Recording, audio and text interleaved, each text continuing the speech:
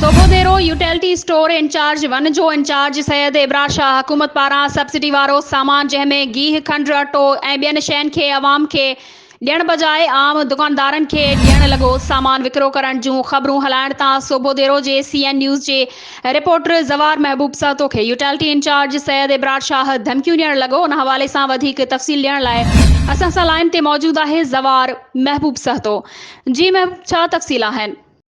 जी बिल्कुल Zara, सोबोदेरो utility in charge one जो in charge Syed Ibrar Ali Shah हुकूमत पारां जेकी सब्सिडी वारियूं शयूं आहिनि, जेको सामान आहे जंहिंमें गेहूं खंड अटो ऐं ॿियनि शयुनि खे अवाम खे ॾियण बजाए आम दुकानदारनि खे विकिरो करे ॾियणु लॻो। उते आयल माण्हुनि जंहिंमें गुलाम नबी, मल्ला, ज़हीर चनू ऐं ॿियनि ॿुधायो त यूटिलिटी इंचार्ज सैयद इब्रार अली शाह खे पंहिंजा पकोड़नि समोसनि जा दुकान ऐं हिकु होटल पिणु आहे, जिते रोज़ानो 30 खां 40 किलो गेहूं ऐं ॿियो सामान इस्तेमालु करे रहियो आहे।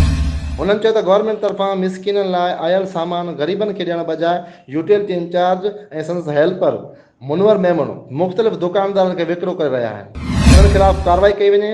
जॾहिं त यूटिलिटी इंचार्ज सैयद इब्रार अली शाह जे अहिड़े अमल जूं न्यूज़ हलाइण ते मूंखे मुख़्तलिफ़ नंबरनि तां धमकियूं ॾियणु लॻो आहे। मज़लूमनि ऐं मिसकिननि जो आवाज़ आला ऐवाननि ताईं पहुचाइणु मुंहिंजी ज़िम्मेवारी आहे।